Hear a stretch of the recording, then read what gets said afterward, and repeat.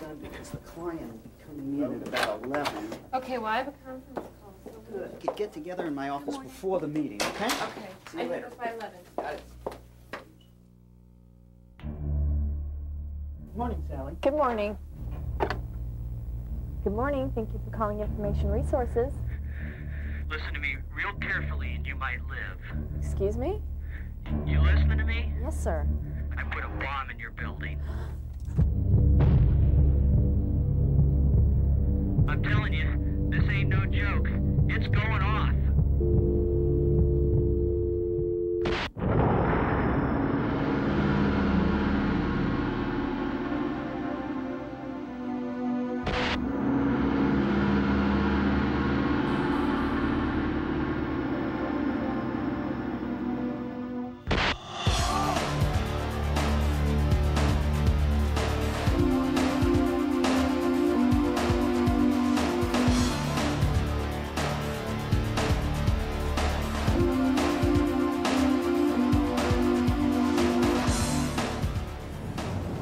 Hello, I'm John Wilson. As property managers or real estate owners, you have both a legal and moral responsibility to provide as safe an environment as possible for your employees as well as the general public.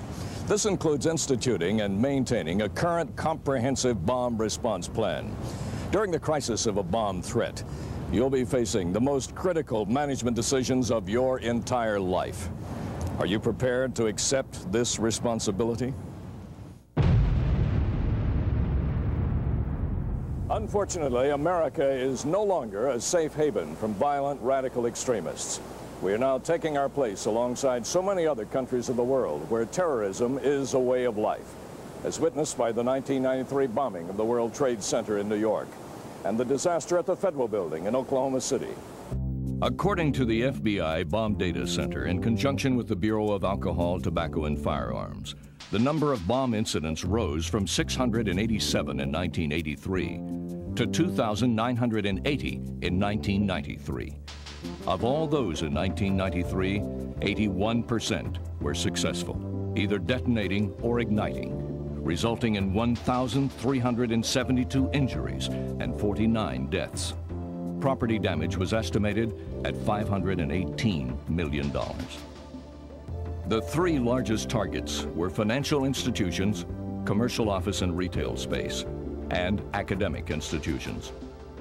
Geographically, 34% of the incidents occurred in the western states, 29% in the southern states, including Washington, D.C. and Puerto Rico, 28% in the north central states, and 9% in the eastern states.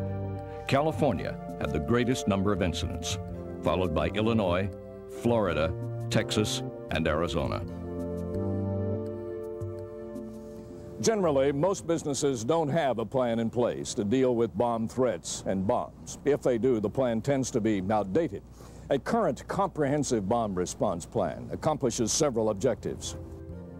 First, you can reduce accessibility to your business or building and identify those areas that can be hardened against a potential bomber.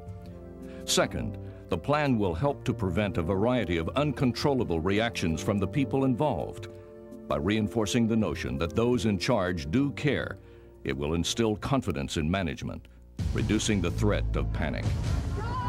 Once a state of panic has been reached, the potential for personal injury and property damage is greatly increased. In the context of a bomb threat, this is the ultimate achievement of the caller. Another important issue is liability. When you rent space, are a landlord, or invite the public to your facility, you are held to a higher standard of safety performance and accountability. Companies may be liable if their security is less than similar companies in the surrounding geographic area. So it's very important for the not only for the security director, but for the companies in general to appreciate what's being done by others in the immediate area to limit their liability and litigation concerns. Insurance is also a consideration. Most property owners have insurance on their property, but many have only limited liability insurance on their staff.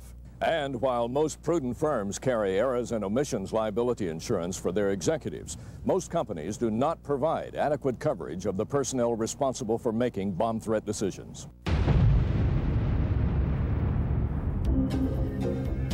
In order for a business to institute a comprehensive bomb response plan, it's necessary to develop two separate but interdependent plans: a physical security plan and a bomb incident plan.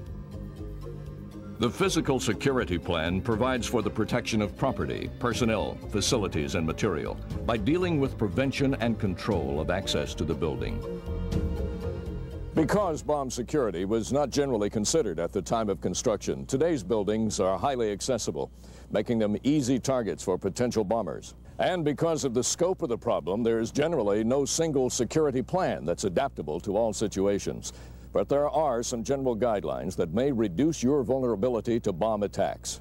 One of the most important tasks is to limit and control both pedestrian and vehicle access to the facility.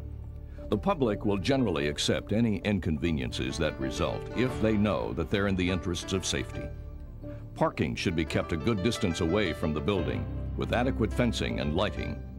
If this isn't feasible, then properly identified employee vehicles should be parked closest to the facility and visitor vehicles parked at a distance.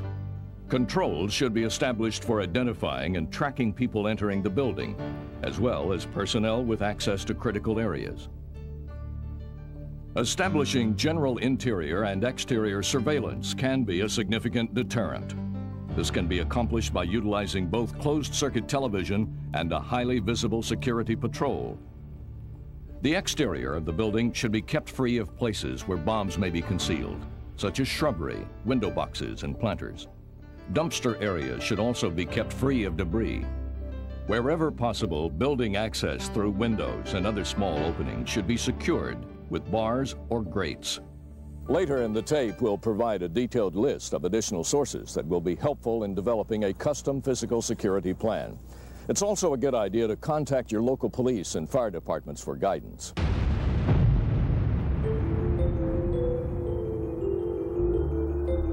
The bomb incident plan provides detailed procedures to be implemented when a bomb attack is threatened or executed. A good plan consists of the following components: establishing a chain of command and a command center, how to deal with bomb threats, criteria for evacuation, how to conduct a bomb search, what to do if a device is found, what to do in the event of an explosion, and how to deal with the media. In designating a chain of command, choose a leader, subordinates, and alternates. This will ensure the least risk to everyone. Next, a command center that can maintain communication with various teams needs to be established.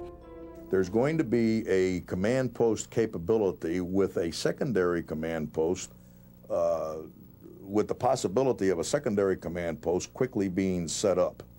If you look at the World Trade Center bombing, which was a horrific incident, in the first milliseconds of that situation, the first thing to go was the command post that had been appropriated for that whole facility. And subsequently, precious time had to be lost to establish a secondary command post. Current blueprints of the building's floor plan should be kept in the center. It's also important to determine whether there's a bomb disposal unit available, how to contact it, and under what conditions it's activated. When it comes to bomb threats and enforcing the security program for the company, it's important for everyone to understand that it's a company problem, not a security or a police situation.